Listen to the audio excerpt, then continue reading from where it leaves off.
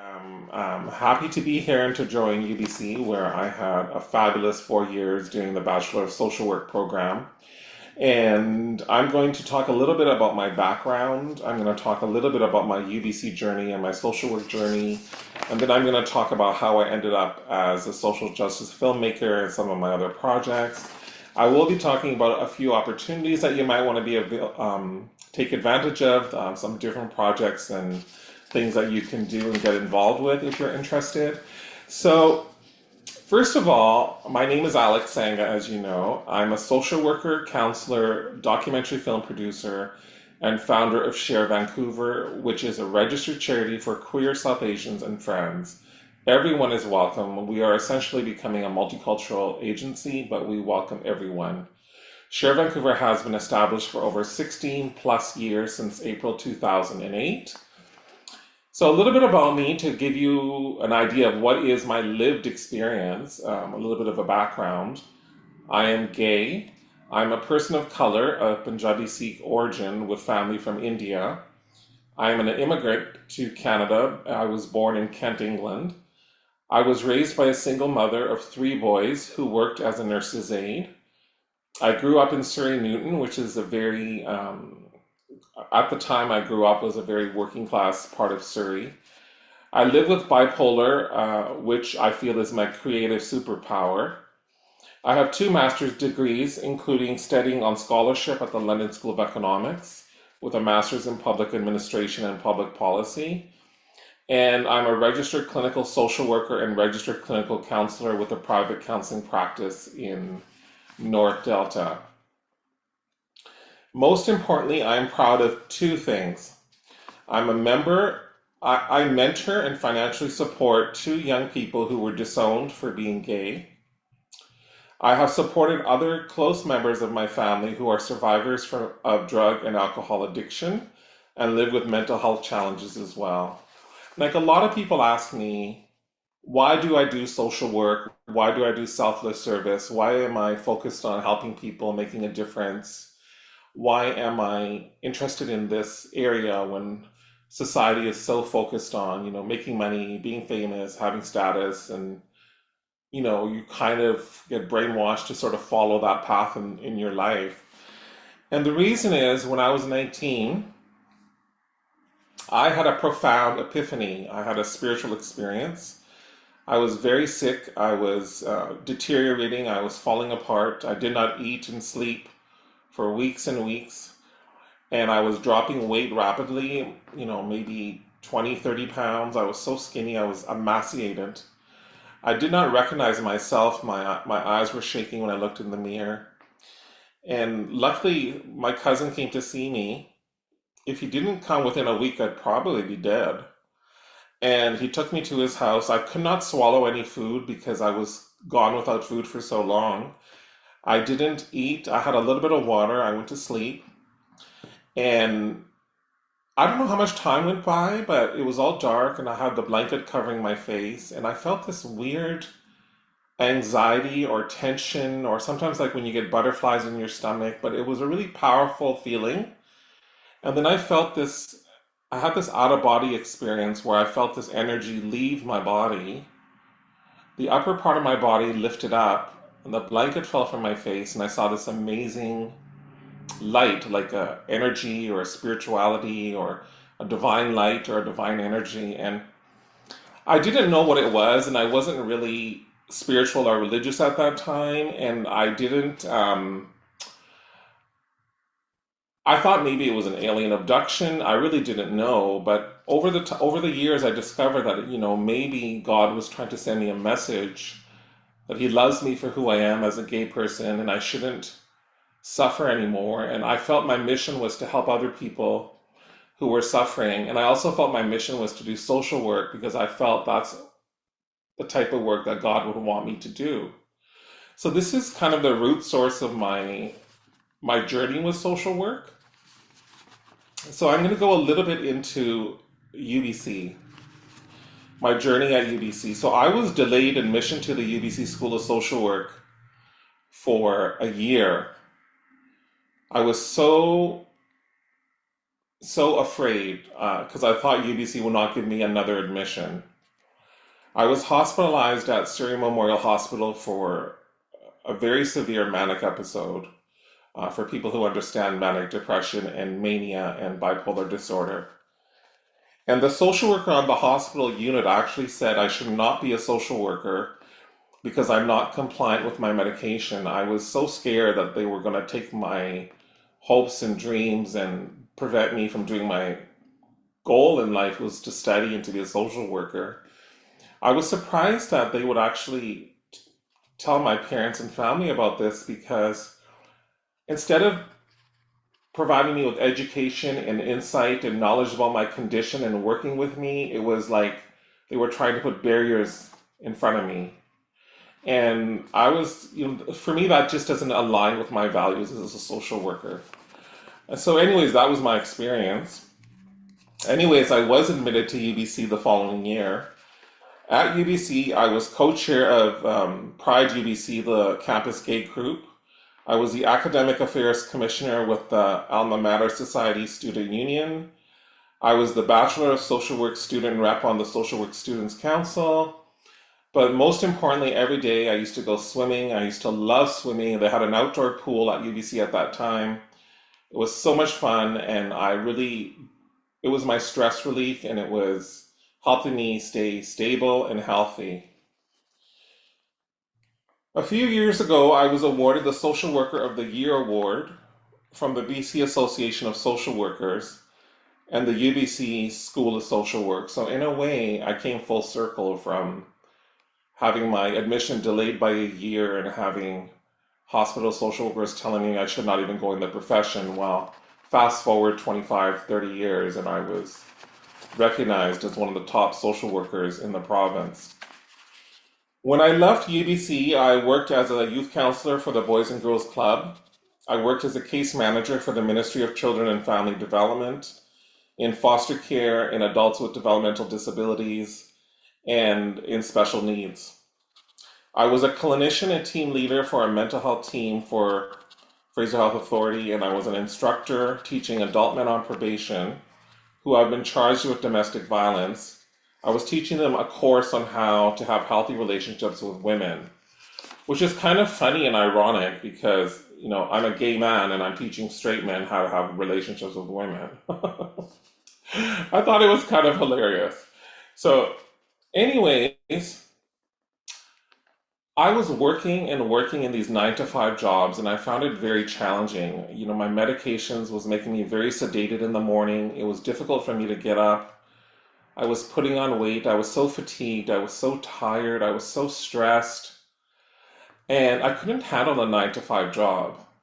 After working many, many years in these positions, it was torture. I did not enjoy it.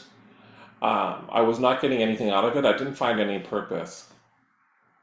So I set up some goals. I wanted to work for myself. I wanted to work from home. I wanted to sleep in every day. I wanted to do something that was meaningful and purposeful for my life. I was not into being a 9 to 5 corporate bureaucratic type of person or case manager or team leader. It was not appealing to me. So I set up 4 different types of projects and enterprises where I'm in control of my own life. The first thing was I set up a counseling practice where I work my own hours. Now I have a thriving counseling practice that's been in business since 2011. I don't even really advertise, and I turn away 5 or 10 clients a week. I'm now actually working half the hours I did while I was a team leader at Fraser Health, but I'm making twice the money. Then I founded Sher Vancouver, which is a registered charity, which has a $500,000 budget every year and has about 35 to 40 people as part of its core operating team, including 10 part-time employees. I have made 2 films, one feature film and one short film, both of them which have done very well, award-winning films at Academy Award, BAFTA, and Canadian Screen Award qualifying festivals. Some of my films have been broadcast on Knowledge Network in British Columbia, TV Ontario in Ontario, and across Canada on Alt TV. They had over 50, 60 screenings in the Metro Vancouver area in schools, translated into multiple languages. And the other thing I did is I did a film festival, the Synder Prize Film Festival, which I'll walk you through, which is a social justice film festival which had many, many sponsors and major sponsors such as Warner Brothers and Rogers Group of Funds. And well, I'll talk to you about that. And so I started to change my life. And now I'm going to walk you through some of my films and projects to give you an idea. So now you know why I did what I did. But what really got me into filmmaking was the social coordinator of Sher Vancouver, my registered charity. Her name was January Marie Lapuz. She was transgender, she was Filipina, she was engaged in survival sex work, and she was stabbed 18 times and she was murdered by one of her clients. And we were devastated. She was the social glue of our organization. We really cared about her, and we wanted to share her story for what she meant to us. We felt the media was kind of bashing her, saying that she was engaged in a high-risk lifestyle, but to us, she was our social coordinator. She was a wonderful person. So I'm going to give you, this is the first opportunity I'm going to present to you tonight. So the first one is if you can see my screen. Can you see my screen? No, not yet. I just think you need to screen share, Alex. Okay, let me go back to launch Zoom. Just one second. Zoom. So I have to screen share. So can you see my screen now? Great. It looks perfect. So this is the website in memory of January Marie Lapuz. It's januaryfilm.com. You can watch her 30-minute documentary. It's 27 minutes. You can watch it on this website. Two Kwantlen Polytechnic University women of color journalism students directed the documentary. I produced it with January's best friend. But the first opportunity I'm going to present to the students here at UBC is the Youth Award. If you are between 16 to 30, you can apply for this Youth Award. It comes with cash prizes of 1,000, 600, 400, and multiple prizes of 200. These are some of the winners from the past. You don't have to be queer, but you have to be showing leadership or fighting for LGBTQ plus rights, including Indigenous and Two-Spirit rights. So we've been running this award since 2015. And it's very popular. It attracts about 40 to 50 applicants from across Canada every year. And a lot of our winners have gone on to do amazing things in the community. They've been accepted into PhD programs. They've started organizations. So basically it's an online application. You just fill it online. And I recommend you hit the maximum word count because the more information you can provide, the better your chances.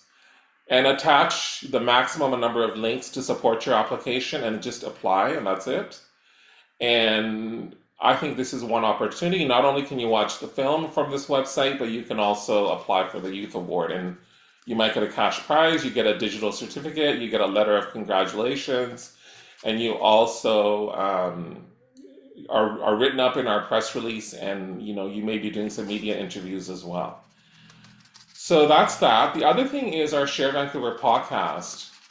You can listen to the Sher Vancouver podcast profiles BIPOC, LGBTQ, people of color, and their friends and allies.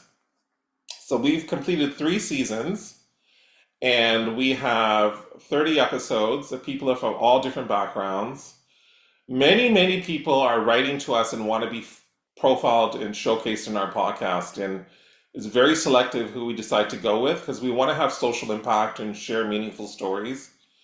And so we have Asian people, we have Caucasian people, we have South Asian people, we have drag queens, drag kings, we have Fijian people, Sikh people. This Norma Lee's here is, I believe she's from Lebanon or Middle Eastern. So we have a lot. Julie Vu, I believe, is also Asian. So we have a diverse, multicultural people in this. Annie Ohana is Moroccan Jewish.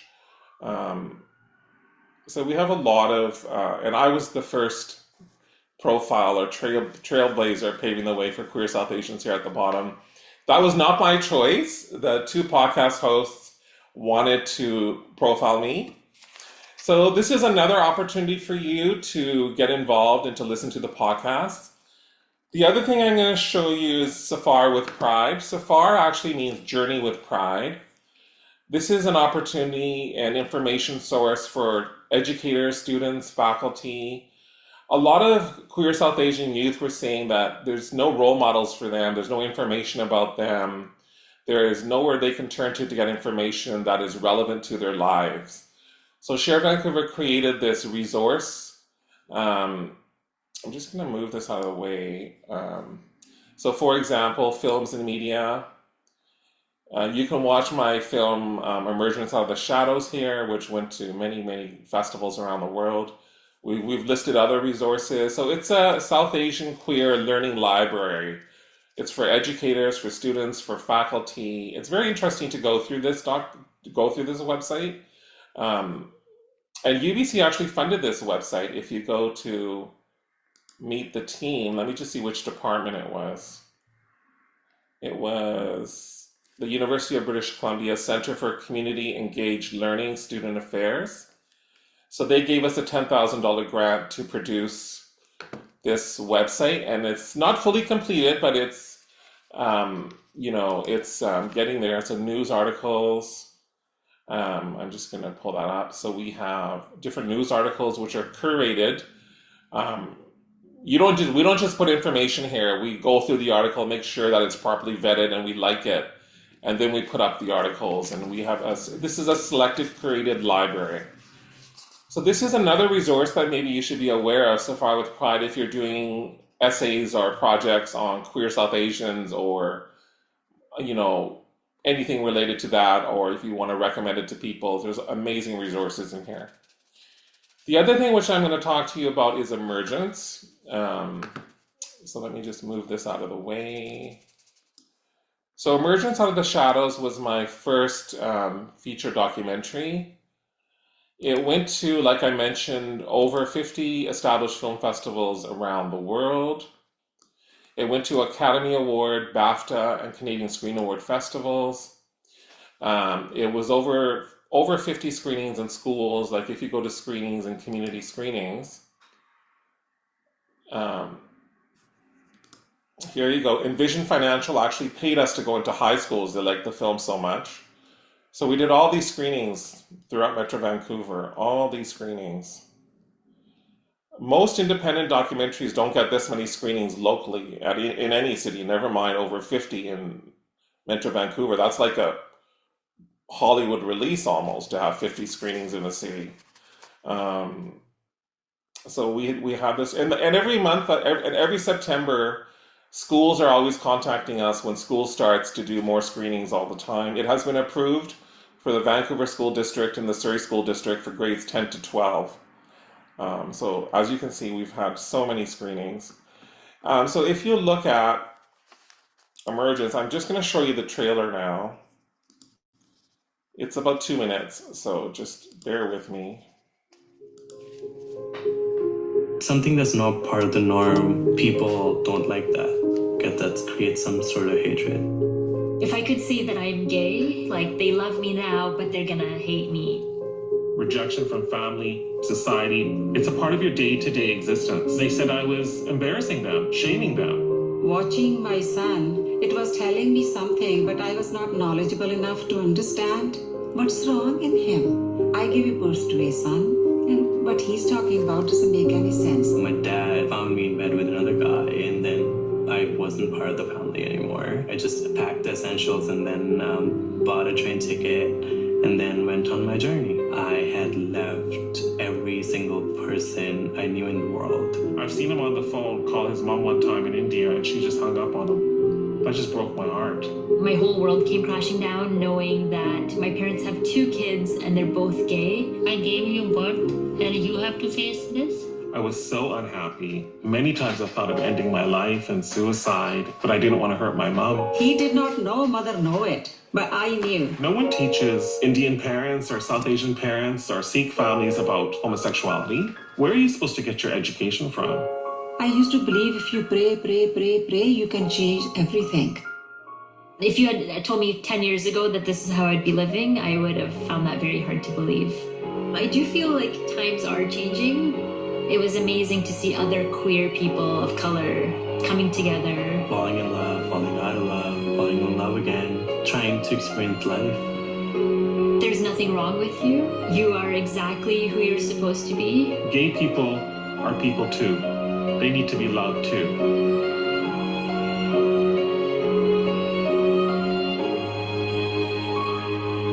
I would say to my dad if I could. So that is the trailer to Emergence Out of the Shadows, my first film. Went around the world. It had a teacher's discussion guide, which you can download for free. Where is it? Partner screenings. Download discussion guide, which is on. So the discussion guide is here. This is the contents of the discussion guide. Teachers use this in their presentations. The other thing with Emergence is it's had 5 different versions of the film have been produced. We have the film festival version, the director's cut at 81 minutes. That's the one I recommend you watch. It's on the Sher Vancouver YouTube channel. You can watch it for free. We have a 58-minute broadcast version, which is a tighter cut. It's really good, but I recommend if you really want to have a good cry, watch the 81-minute version. And then we have the 3 short films of 30 minutes each for high schools of Jag's story, Amar's story, and Caden's story. So there's Jag, Caden, and myself. We have 30 minutes short stories of all 3 of them that we also have developed. It's been translated into English, French, Punjabi, and Hindi.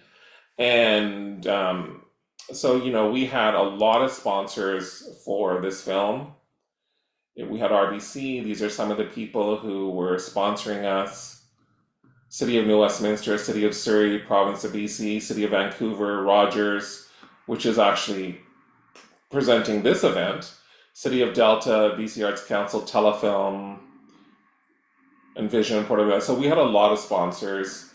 So that is a little bit about Emergence Out of the Shadows.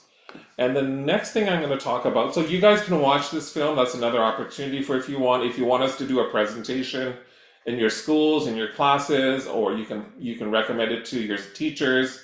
We can show the film in your classrooms and do a presentation. We're very affordable, and we work with all educators to make sure the film gets out there.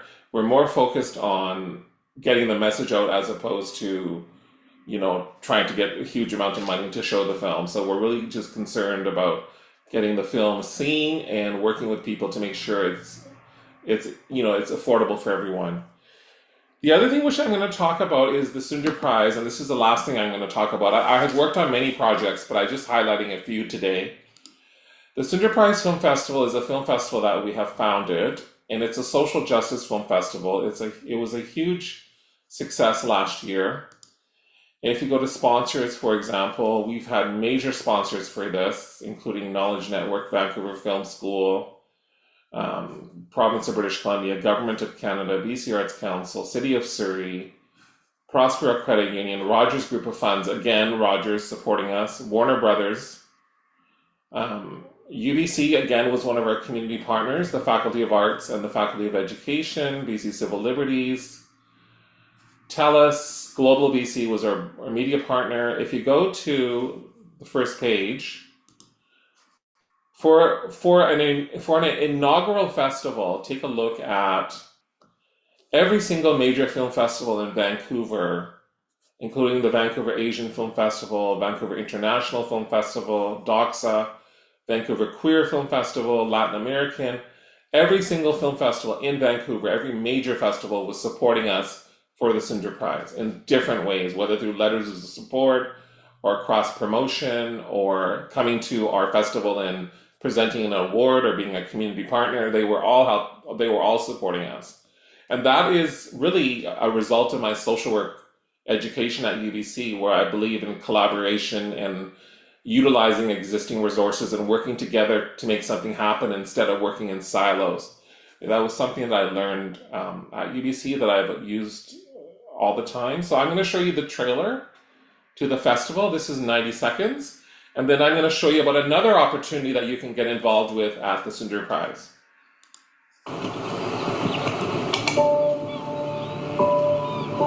Every culture, every person, every life has its own rhythm. This is mine.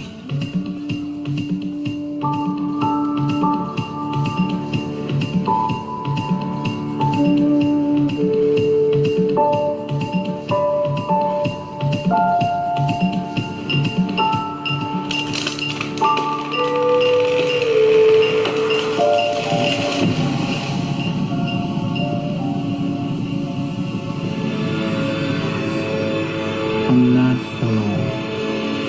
We are not alone. There are thousands like me who share the same goal, the same passion, the same spirit. We dance to the same beat.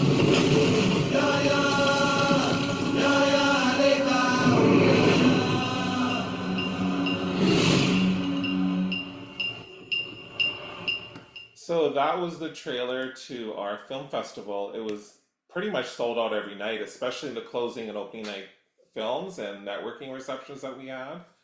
So one thing I'm going to show you about this festival, there's two opportunities here. The first opportunity is our volunteers. So when you volunteer, you get paid a $50 honorarium. You get a free t-shirt. You only have to do 1 4 or 5 hour shift, but you have access to all 4 days. You get a VIP all access pass to all the films, all the networking receptions. You have access to food, and you get a digital certificate for volunteering, which you can put on LinkedIn or put in your resume.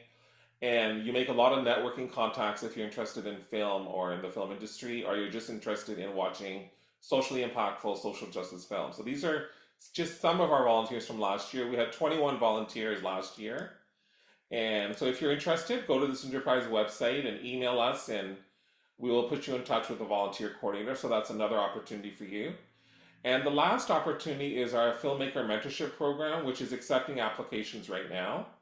If you go to Festival and go to Mentorship Program, if you have a film project that you want to develop or you have an idea, we are partnering with the Vancouver Film School. We're in discussions with Creative BC as well as Global BC to see if they can come on board as a sponsor.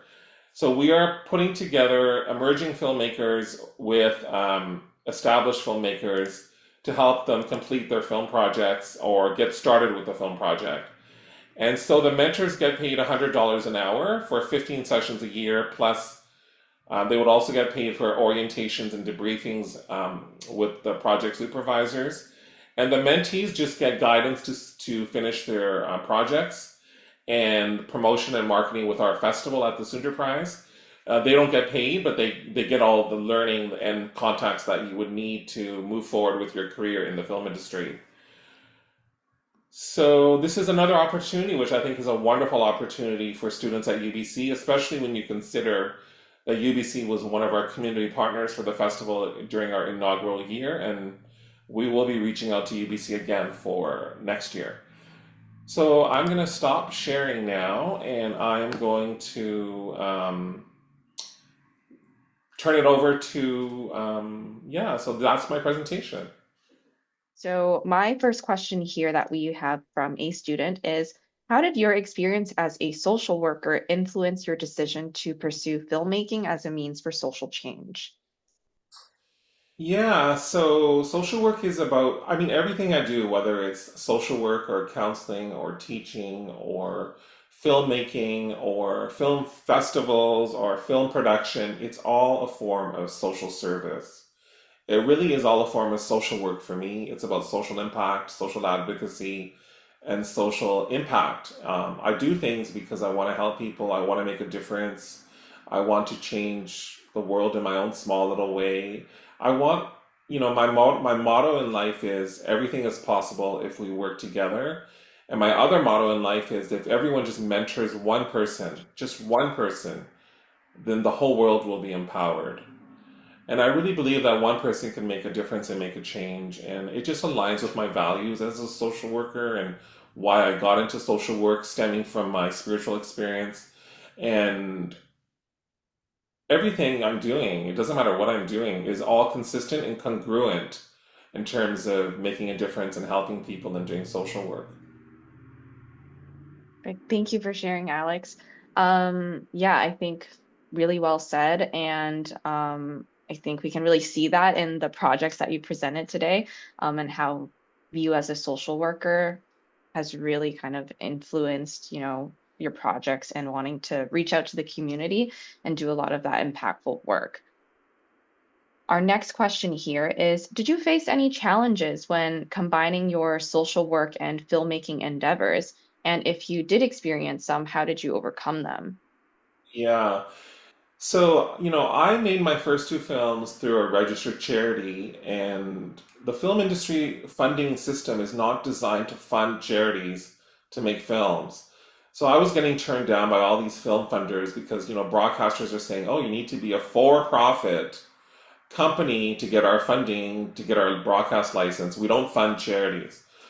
So I showed you the funders for my films. I had to do like 40, 50 small grants and get small donations, and I provided them with charitable receipts.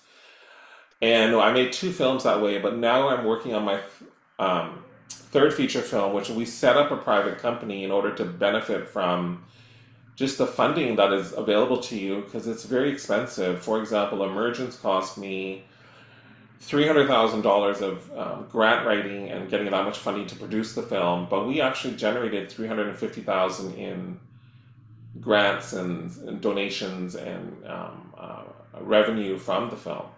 So we actually made a $50,000 profit, which is unheard of. And I was kind of pioneering a new way of doing film production because no one else does it through film production. I was doing it because it aligned with my values, but the system is designed to support for-profit companies. So it wasn't really happening for me there. So I had to kind of shift and adjust a little bit. And so we now have a social justice film production company called Goodness Pictures Ltd, which is making my third feature film, which is called Migrant, which is a story of migrants from, and international students, I might add, from India to Metro Vancouver. Perfect. Oh, I see we have a question here on the Mentee. So the student says, thank you for your presentation. I'm curious how mentorship has played a role in your career journey.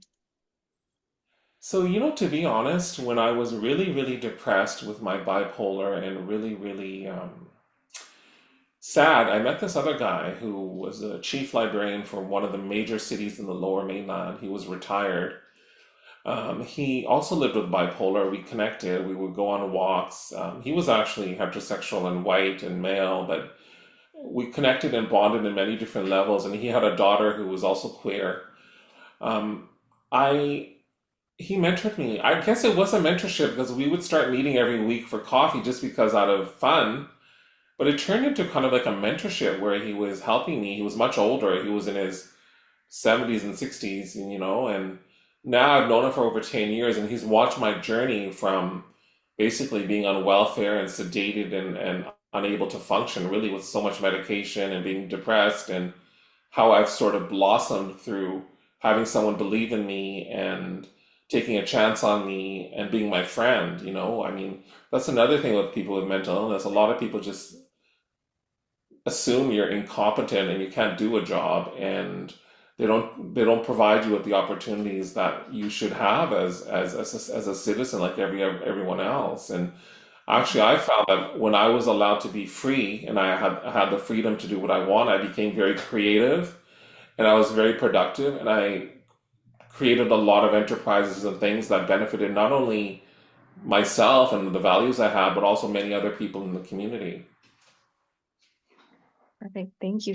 Thank you, Alex. Another question here. So we've got, as a person with no filming experience, what is the best way to start making these impactful documentaries, or how can I get involved with these projects? So, I really recommend CBC has these workshops called one-stop workshops. Maybe I should share my screen. Can I share my screen and show them? Uh, yep, absolutely. Let me just stop sharing really quickly here. So let me go to shot share. So can you see my screen? Yep, perfect. Okay, so I would recommend you look up here, CBC One Stop Workshop. So this is another opportunity. I'm giving you inside information. So here it says workshops, business and rights, CBC One Stop Workshops.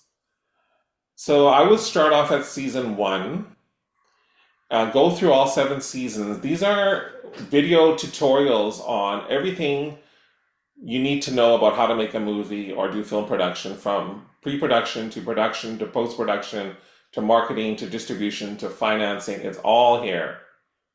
It's all free. You can get all this information on the internet. It's on the CBC website. Just look out One Stop Workshops. After you do this, or even during the process you do this, I'm going to require all our mentors in the Synder Prize, all the mentors who do our festival mentorship program, to take the CBC workshops.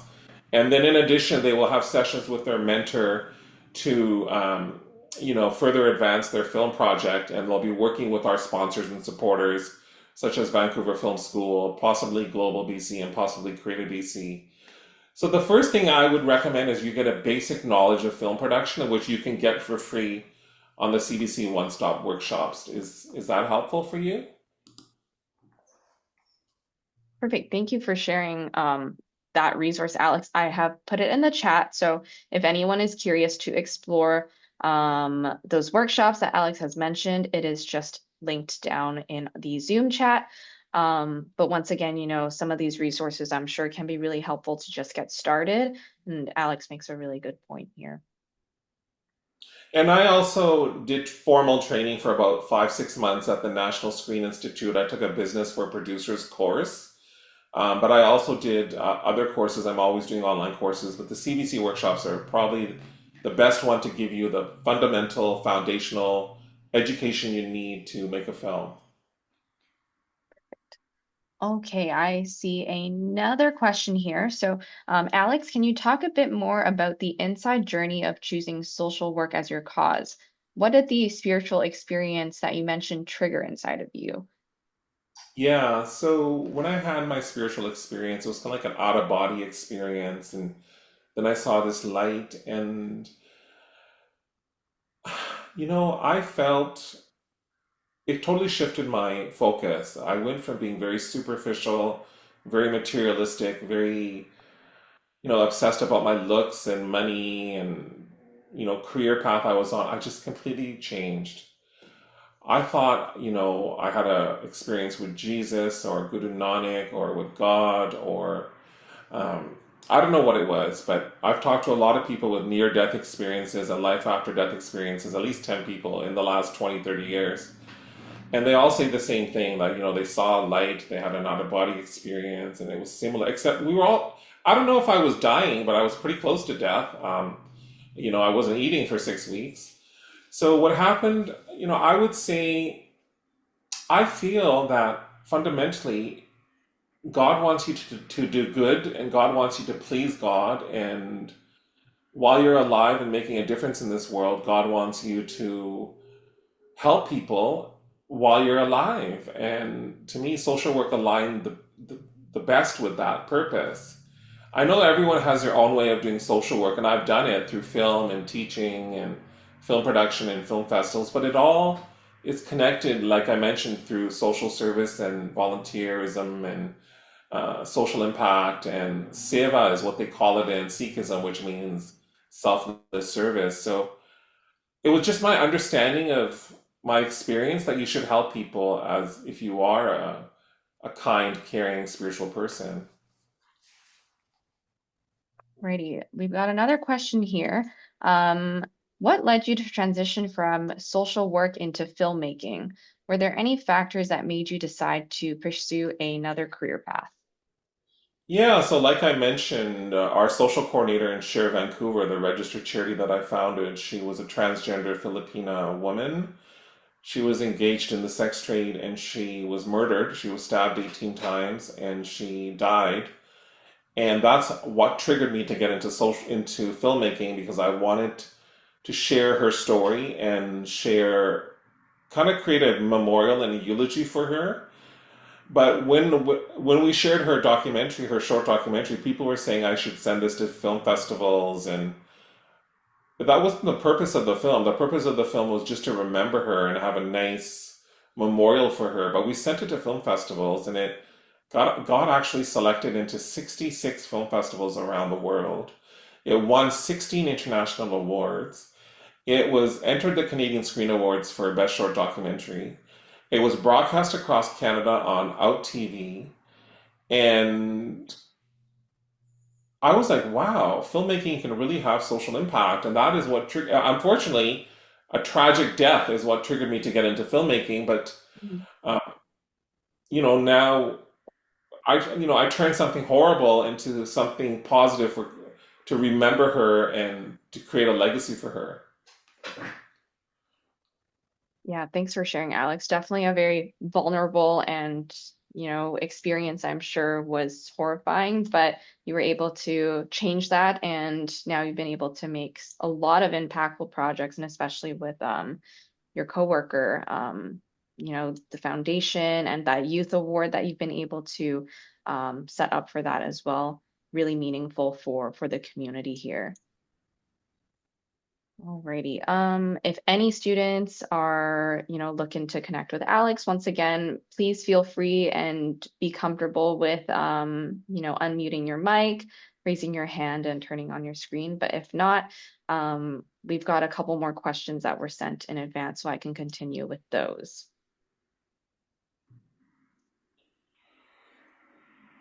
Okay. Alex, I actually have a question for you after listening to your presentation and some of the projects that you've worked on, but I'm wondering if you have any specific stories or experiences about maybe a mentee of yours who's made a significant impact on your life or career, and if you've taken any lessons from this experience, because I know with the journey of filmmaking, you're likely in contact with many individuals from the community. So yeah, I'd love to hear. Yeah, like I mentioned just in my earlier answer, there was this gentleman who was the chief librarian of a major city in Metro Vancouver. He was my mentor for 10 years. We both had bipolar. We met at an annual general meeting at this nonprofit that he was the president of, and we discovered that his daughter was queer, and we both had bipolar, and we both lived in the same neighborhood. We started going for walks, and then we started going for coffees at Chapters and Starbucks, or there was one there. And we just got to become really close friends. And because he was older than me in his 60s and 70s, and I was in my 40s and 50s, he was a natural mentor. And he watched me over 10 years to basically go from being on welfare and being sedated on meds and not really being very functional to really basically being one of, I was recognized as one of the top social workers in the province, actually. So, including from UBC School of Social Work. Mm-hmm. Yeah, no, that's incredible. Thank you for sharing, Alex. My next question here from a student is, what skills did you develop early on in your career, or even during your time at UBC, or at any point of your academic journey that have helped you today? And is there anything else that maybe you wish you had learned while at school? Yeah. Well, social work is a really amazing profession because not only do you get the theoretical knowledge, and you learn from many different, especially arts disciplines like psychology and anthropology and sociology. Like social work borrows even from clinical and biological disciplines, and you learn from so many different areas. It's amazing. Plus, they have their own theories as well, such as biopsychosocial models, strength-based focused, as well as solution focused, and supportive counseling and different types of systems-based. Social work has certain theories of its own. But one thing I really liked about social work that really got me thinking was they have this principle in social work called self-determination, which means if you're working with a community or if you're working with a marginalized a person or you're developing a program or a project, the people who are directly impacted by that project should have a direct say in the outcome of that project or in the development of that project. So, for example, for My Name Was January, we had two women of color who directed that film, but we made sure that January's friends and other trans women were in that film, so they had a platform to share their experiences and lived experience directly, which aligned with the self-determination principle. In Emergence Out of the Shadows, I was in that film as well, and we were talking about Punjabi Sikh people in Metro Vancouver who were coming out. And of course, I'm a Punjabi Sikh person who is gay, so I had direct experience and lived experience. And not only was I providing a platform for self-determination for other Punjabi Sikh people, I myself was part of that community. So I had integrity to make a film and share it and discuss it and put it out there because I was part of that community. And if you are not a part of that community and you want to be making a project, well, then you need to earn that trust. You need to go and research. You need to meet the people. You need to talk to people. By default, you need to get permission from that community to do whatever kind of project you are doing, because otherwise you could be doing harm to that community. Mm-hmm. So this was an amazing thing that I learned about in social work at the UBC School of Social Work, which really helped me for the rest of my life, because I would always have that in the back of my mind with whatever project I'm doing. And the other thing which UBC was really good about was I learned about the importance of collaboration and using the community and resources to go from where you are now to where you want to be and making a plan on how you're going to get there. So it's like present, future, and then plan. Like, how are you going to make that happen? Like, social work is a very practical, solution-focused profession that gives you practical experience in a practicum as well as in theory. And it tells you how to use the existing resources and networks within that society to make things happen. And the example is the Synder Prize Film Festival, where every single major film festival in Vancouver came together to help us with the Synder Prize. Great. Thank you for sharing. Super insightful. And yeah, I think with your background in social work and your academic journey, you're taught a lot of, terms and theoretical knowledge that has absolutely lended itself in how you've been able to create your films. And for students who, once again, would like to see Alex's work, I've popped all of those links in the chat as well. So make sure to take a look, deep dive, and watch some of the films that were shared today because they are great. Okay. And our next question for you is, how do you balance the demands of your multiple roles? Because you're a filmmaker, you're a social worker and counselor, and a social entrepreneur, and also an advocate for social justice. And are there any specific strategies that you use to manage your time and prioritize your projects? So I don't work till 1 o'clock. So I sleep in. I make sure I get a good sleep every day. Like I said, one of my goals was to work for myself and to work from home. I basically get up, take a shower at 12 o'clock. I go down and have breakfast. 1 o'clock, I'm in my office. I work till 7 o'clock, 8 o'clock. And then, I call it a day. I take 1 or 2 days a week off. If I can cancel all my appointments at any given time because I'm in control of my life. And one thing I like to do is I go swimming with my friends. I go swimming for 40 minutes to an hour nonstop. I go sit in the jacuzzi, in the hot tub. I go swimming once or twice a week. So you need to find time for downtime and self-care, and you also need to have good sleep. So if you can get yourself into a job where you can sleep in every day and relax and start work when you want to start work and when you're fully functional, that's highly recommended, and that's the life I've created for myself. I know it's not easy, but I've done it myself 4 times. So when people tell me it's not possible, there may be some barriers, but I do believe things are possible. And especially now with COVID, people were working more remotely over time, right? So and employers are a lot more flexible with hours now, especially if you have children or other needs. So those are some of the reasons. I think exercise and sleep are the two most important things, and also having a good, balanced, nutritious diet to give you the energy to get through the day. Yep, all I think things that the students in the audience can relate to. Definitely important to have that work-life balance, study, academic life balance as well. So self-care is very important. And yeah, I think Alex made some great suggestions here for all of you as well.